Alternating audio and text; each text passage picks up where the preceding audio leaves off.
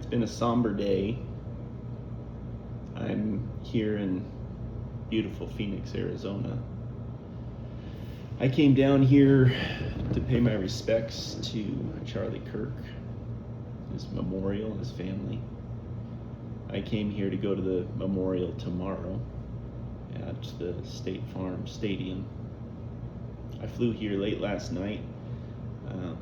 On my way to the airport, I learned that some over 100,000 people are expected to be here. There's only seating for 65,000 people at the stadium, but I decided nonetheless, you know what, even if I don't get in, and I'm going to try to get in. Doors open at 8 in the morning. I'm going to get there at 4 in the morning. There's no parking, so I'm going to need to park several miles away and then have an Uber who hopefully will show up. Otherwise I'm going to be walking.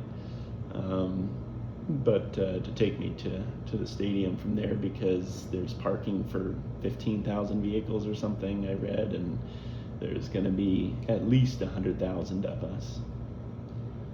Obviously it's a SEER Level 1 event, which means I think it's the Department of Homeland Security's highest threat level event, reserved for extremely high profile showings of the president, like Inauguration Day, that type of thing.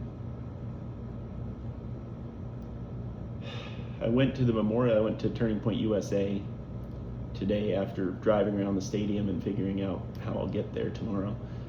I went to the stadium today, and then I went to Turning Point USA today. I'd never been there before. It's a campus. I saw at least 3 buildings, maybe there's more buildings than that to it. The parking lot was closed off, but lining the sidewalk for 3 or 4 blocks distance was, I bet it's not an exaggeration to say, 10,000 bouquets of flowers. There were old cowboy hats there, and an old lariat there, that an old cowboy's rope, his tool, that was left there, wrapped around a Bible. There was old, tattered, worn Bibles that people gave there to Charlie Kirk. There were countless letters, notes, pictures, cards to Erica and to Charlie Kirk's 2 young children. There was a constant stream of people coming and going, probably 300 people there at any given time, and almost nobody was saying a word. It was just very somber. People were walking silently, looking at the bouquets, the things that were written, the photographs. Tears were in some people's eyes. I guess I'm trying to get in touch with how I am feeling about it all, but I don't know. I think I feel numb. Maybe it's flying in late last night and being tired today, but I don't think so. I feel numb. I don't know what to say, what to think. I don't know if I'm going to get in tomorrow. The reason I came down here was because even if I'm just one more body standing in the streets, unable to get in, but being as close to Charlie Kirk as we'll ever have the opportunity to be again, being as close to what he stood for, even if that's all I can be, it's worth, the $1,000 to fly down, rent a car, stay in a hotel. Because they have to see, the other side has to see that we're not going to be ruled by fear. Yeah, it's a little scary. It's scary looking at my own friends, your own friends and neighbors on Facebook who are justifying Charlie Kirk's murder.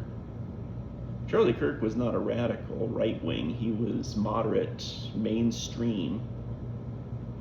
Moderate's the wrong word, but he was mainstream Republican, like half the country is, like I am. And they killed him for his mainstream beliefs, and because he wouldn't stay silent about his mainstream beliefs. He was a courageous man who would not stay silent. When I think about that, I hold those beliefs. And the people who are justifying his death, who are celebrating, some of them, you've seen them, I've seen them, celebrating his death, looking forward to the next right-wing leader's death, or right-wing anybody's death. What it says to me is that those people, if they could hear my thoughts, if they could hear my heartbeat, my beliefs, they would kill me as well. If they would do it to Charlie Kirk, they would do it to me. The difference is Charlie spoke it.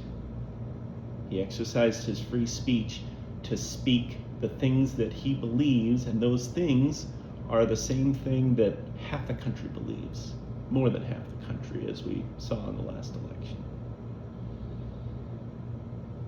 And if they would kill him for it, they would kill me for it.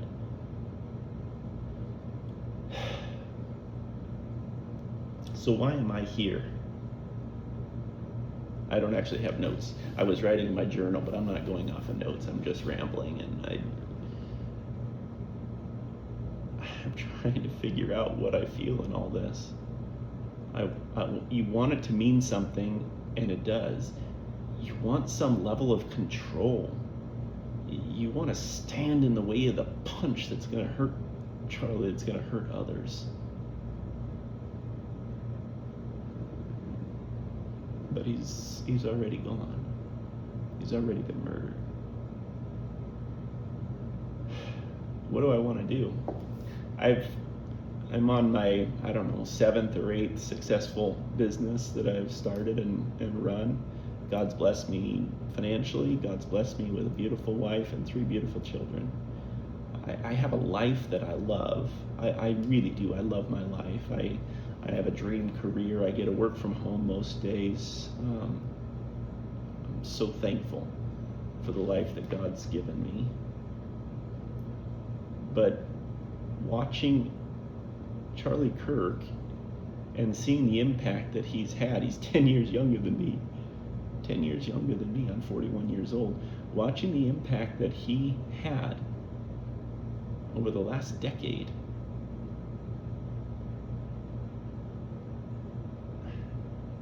convinces me that I'm not living up to my full potential. I don't think I'm living up to my full potential. And I want to. But I don't know what that means. And if I'm being genuine with you, that's part of the reason why I'm here this weekend, and why I just felt so drawn to be here this weekend, to be at the event, even if I can't get inside, even if I'm just standing out in 100-degree sun for 4 hours, 8 hours, however long it's going to be tomorrow. That's part of why I wanted to be here, is God, take this and show me what you want me to do, because I want to serve you. One thing, and it's not insignificant, that's been changing in my heart over the past week since Charlie Kirk's murder, is that I'm a good dad by standards around me. I'm not maybe I'm a prideful person, maybe not. Ask my wife, she'd tell you. I think she would tell you that I'm not a prideful person. But objectively, I'm a pretty good dad. I spend every career decision I've made over the past 11 years has been geared towards how can I spend more time with my family. We homeschool our kids. My beautiful wife does an incredible job with them. We push our kids. Our goal is not to make life easy for our children. Our goal is for our children to, yes, grow up in obviously a loving and encouraging environment, but to prepare them to succeed in the world. I tell them that every night. I have a thing I tell them, and maybe I'll say that someday for the public to hear. Right now, it's just for them to know. They call it, Dad, tell me my thing. Daddy, tell me my thing. And part of it is I tell them I want you to grow into a strong, courageous, successful man, in Ezra's case, woman, in Bella and Evelyn's case, who loves the Lord. It's not real hard if you're homeschooling your kids to raise a child who stands out, who can look a grown-up in the eye, who has a hard work ethic. But I want more than that. And this has been growing in me over the past week, and I need to write more about it. I need to think more about it and talk more about it. I want more than just to raise a child who does better than those around them. Raise a child who's a big fish in a small pond, so to speak. I want to raise children who are world changers. I have a grave and a great responsibility. It's not just to kick off my shoes and watch TV at the end of a work day. It's to raise children who will be world changers. Yeah, and not this attitude of, we're doing good enough. They're doing good enough. We're doing well. To raise children who will be world changers. It's one little thing that I've gained over the past week. But beyond that, God, what do you want from me? Show me this week. I want to be open to it. In a way, it breaks my heart that I am not living up to my potential, but I don't know where my potential is. But these are the first things that Charlie's, and there's going to be more. These are the first things that his death has done in my mind and in my heart. Is push me to be better. I think we can honor his memory.